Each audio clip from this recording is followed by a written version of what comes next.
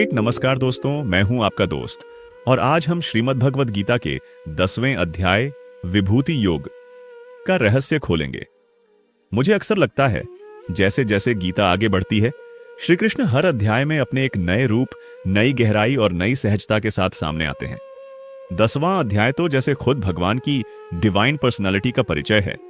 यहां वह अपनी अदृश्य शक्ति, अपार विभूतियों और हर जगह समाये होने की बात खुलकर करते हैं। शुरुआत प्रभावित करने वाली है। कृष्ण कहते हैं, हे अर्जुन, मैं तुझे वो रहस्य बताऊंगा जो अब तक किसी को नहीं बताया, क्योंकि तू मेरा प्रिय है।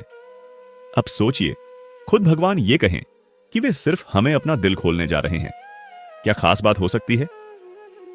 यहां कृष्ण एक के बाद एक बताते हैं कि देवता, आर्षि, ज्ञान, अनुभूति, हर प्रकृति, महापुरुष सभी उन्हीं की विभूतियां और विस्तार हैं। श्री कृष्ण साफ बोलते हैं, 7 रार्षि, 14 मनु, देवता, यक्ष, गंधर्व सब मुझसे उत्पन्न हुए हैं।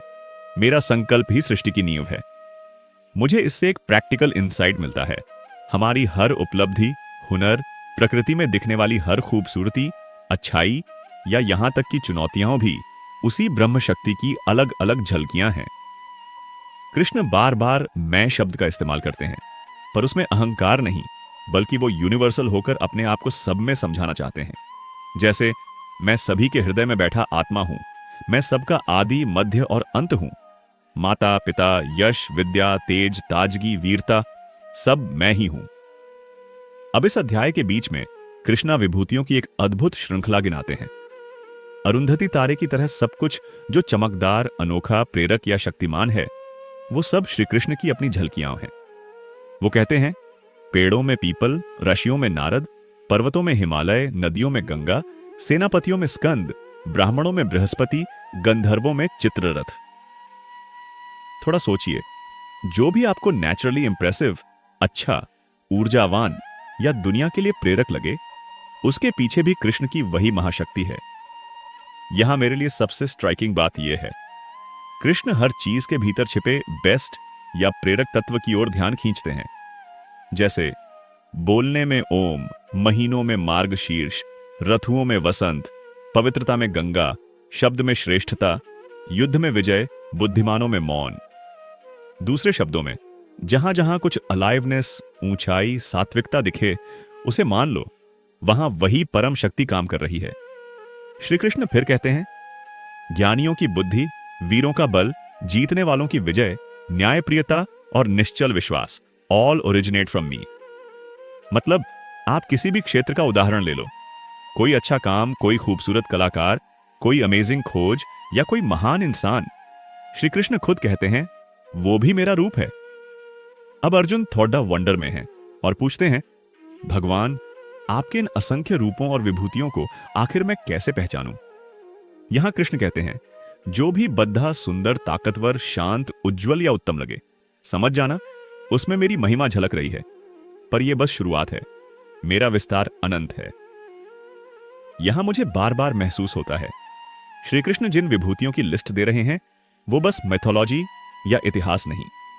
असल में रोजमर्रा की जिंदगी में हर वो पल, व्यक्ति या चीज जिसमें हम दिव्यता, प्रेरणा या प्योर वाइब महसूस करें, वो उसी यूनिवर्सल कॉन्शियसनेस की निशानी है।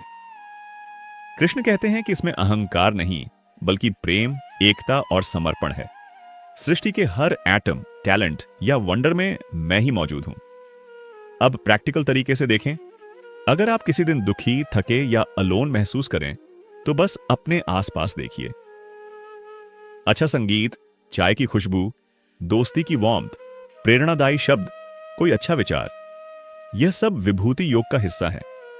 श्री कृष्ण सिर्फ मंदिर के भगवान नहीं रहे, वो तो हर सुंदरता, समझ और संभावनाओं में फैले हुए हैं।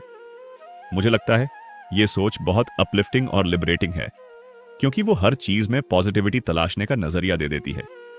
श्लोक 29 में कृष्ण ब्यूटीफुल तरीके से कहते हैं, हे अर्जुन, मैं सबका बीज हूं। मेरा ही संकल्प सृष्टि को आधार देता है। ऐसा कोई भी चीज नहीं जो मुझसे रहित हो। यानी ये पूरा संसार, इसके अनुभव, रिश्ते, परेशानियां, खुशियां, सब उसी महामहिम ऊर्जा की अभिव्यक्ति हैं। अब चरम पर आकर कृष्ण कहते हैं, मेरी इन विभूतियों का न कोई अंत है और न कोई सीमा। ये सब तो मैंने बस तेरे समझने के लिए थोड़ा सा ही बताया है। जो इस भाव से जीते हैं उनकी चेतना खुद ब खुद मेरी ओर खिंच जाती है। इस अध्याय की सबसे बड़ी सीख मुझे यही लगती है। रस, संगीत, कला, विज्ञान, प्रेम, वीरता, मौन, विनम्रता, हर चीज में छुपा दिव्य बीज समझ जाना और फिर हर किसी में वही यूनिवर्सल स्पिरिट देखना। इस विभूति योग का अर्थ सिर्फ पूजा या मंत्र तक सीमित नहीं, ये एक नजरिया है। हर खास मूल्यवान बात में परमात्मा की पहचान करना।